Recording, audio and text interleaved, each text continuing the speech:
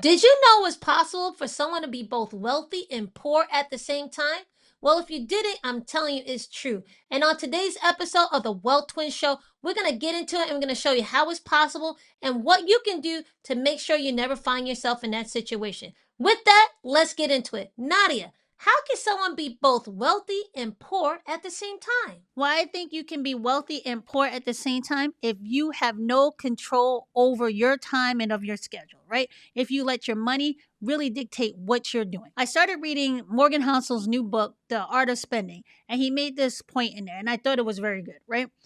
Basically, you can have a lot of money, but if you're beholden to having to work for that money or having others dictate what you have to do in order to get that money, like you got to work for a boss or you got to make sure you're in office, you could be a billionaire and still be poor if your definition of wealth does not include your control over your actual time and your independence when it comes to doing what you actually want to do with your life. Now, the way that he says you can combat this is by your savings. Now, I know a lot of people want to say, oh, savings won't make you rich. That is not true at all.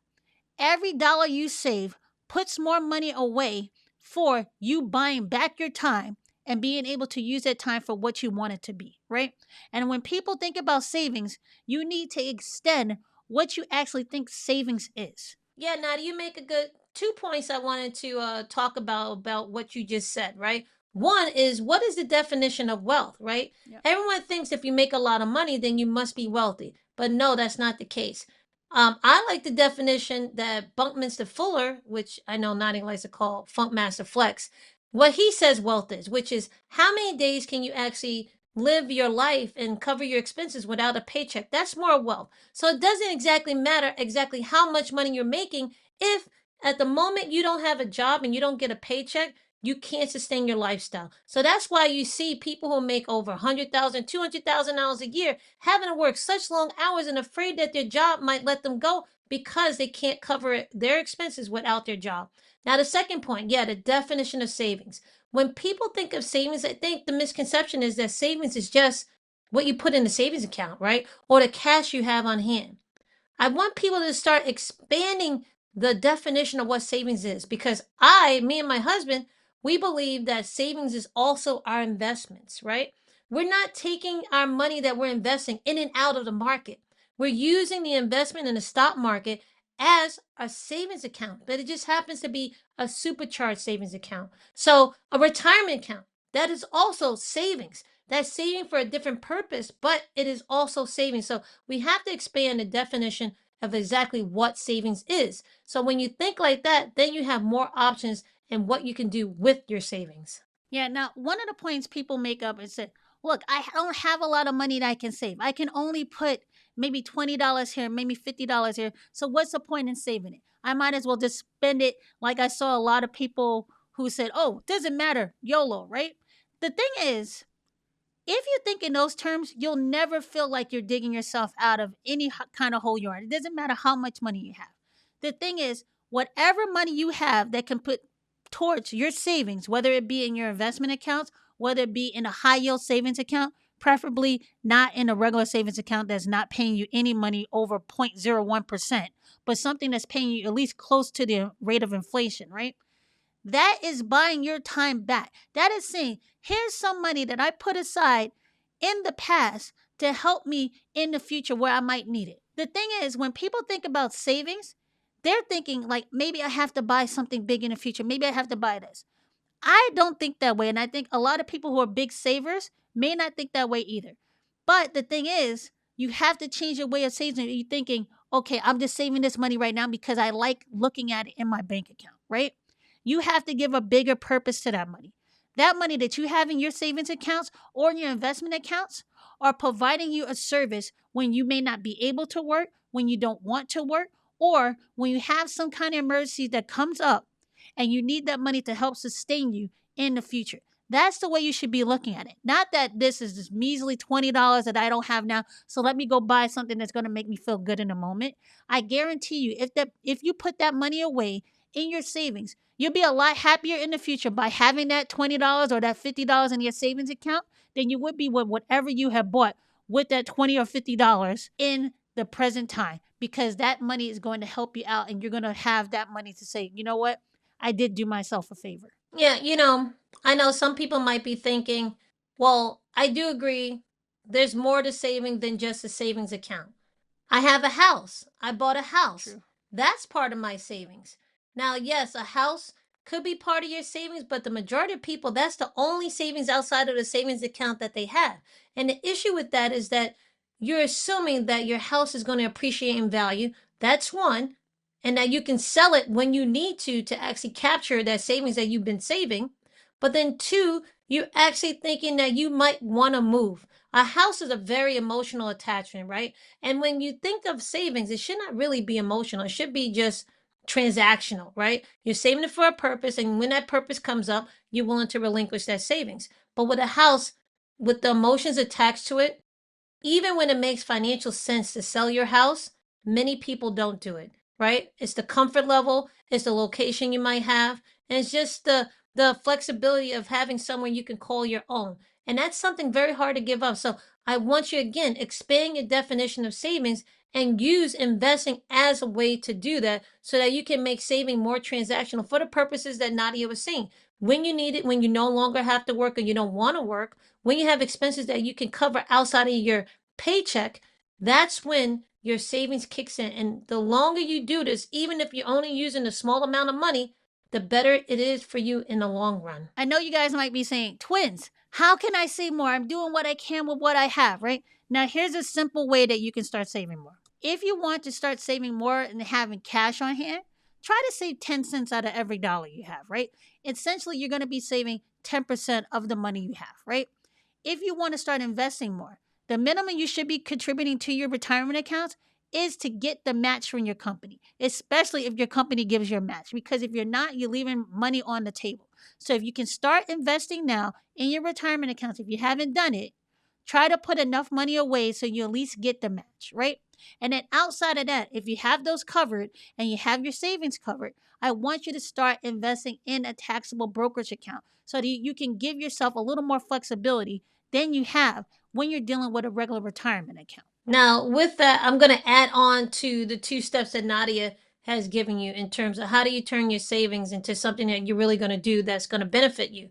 Yeah. Before you start saving a dime out of every dollar you make, I want you to actually start being mindful as to where your money is going. Because is it really the case that you're doing all that you can with all the money that you have? Is that really the case?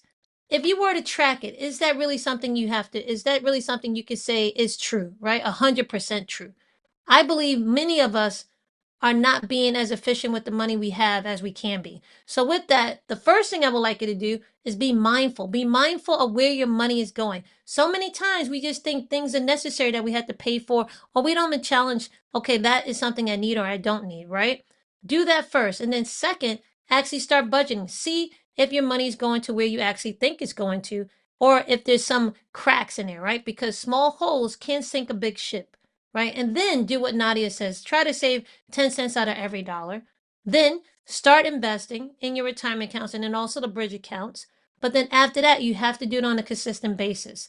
Okay. If you do those things, you're going to see how you're going to start saving money for yourself so that it can be used for your future self. If you do that, then you don't run a risk of actually being a person that's getting caught out there and being a person has to work hours and hours and hours up until your 70s, your 80s, because you don't know how you're going to cover expenses in life, right? If you do that, you can be in a better position, right? And the earlier to do it, the better. Now, see, if you're in your 40s right now, your 30s or 40s, and you're like, yes, I agree. I'm saving now. I do want to invest because I want to make sure I have some savings covered in all different areas, but I don't know where to get started when it comes to investing. I'm going to tell you where to get started.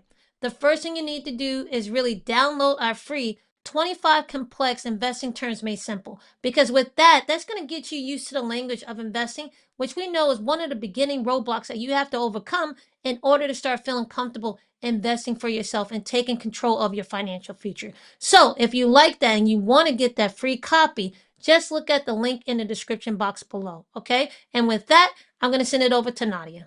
Now, I know Nicole and I have been talking about saving and investing. And I know a lot of people get scared about this because a lot of people do not like looking at their actual financial picture, right? Look, starting budgeting forces you to look at what money's coming in, what money's going out. Starting to invest forces you to do the same thing, and it forces you to take accountability when it comes to actually growing your wealth instead of handing it off to someone else. Because what Nicole and I always say, no one is going to care more about your money than you do. Okay. So this is going to force you to actually be honest with yourself, sit down and look at your numbers and see how you can play that in a way that is going to be beneficial for you in the future. Now, in the meantime, it might be a little difficult, it might be a little uncomfortable, but I guarantee you, if you take the time to do this now, you will be grateful that you sat down and actually did this because it's going to put you in a lot better position. This is something that Nicole and I both did years ago that I can directly point to that changed the trajectory of our financial future. Okay. So this is not something that's ever going to hurt you. Knowing what your numbers are, it's never going to hurt you. What it's going to do is give you an idea of what you need to do to move forward. It doesn't matter how bad the numbers are or how good they are. It puts you in the right frame of mind that says, this is where I am, this is where I want to go, and here is the course that I have to do in order to get to where I want to go. Now, I will tell you, a lot of people don't like budgeting. After a while, you don't have to keep budgeting all the time. But once you get used to this kind of budgeting, you will understand instinctively if you are spending too much money in one area and you need to pull back, or you're putting too little away in your savings. Things move, right? But then if you find that happening to you, just go back, get back into the budgeting and making sure that everything's back on track. If you don't do this on a consistent basis, it's a lot easier to fall off course and be a lot harder for you to get back on the path that you know in order to build wealth. So if you keep this in mind and be mindful of where your money's going, what's it doing for you, and giving every dollar a job, especially when it comes to investing, you will be in a lot better position than probably 99% of the people that are sitting next to you or working with. And when you get your money under control and you want to know how to grow that and especially increase your investing skills to do it on your own, make sure you download those 25 terms, get onto our Wealth Pack newsletter so you can grow your skills in order to build your wealth. Okay, these are skills that will last for a lifetime, and you need to do it sooner rather than later. So you're watching our channel, but make sure you take the extra step to learn directly from Nicole and I. Yes, guys, Nadi and I, we love teaching people how to invest because we're going to teach you not just how to invest one time. We show you the tools and the skill you need so that you can learn how to invest for yourself, because that's what we're all about. We're not here to give you fish. We're here to teach you how to fish. Yep. So with that, guys, if you enjoyed this video, please share this with someone you care about, like and subscribe to the channel, and we'll see you in the next one.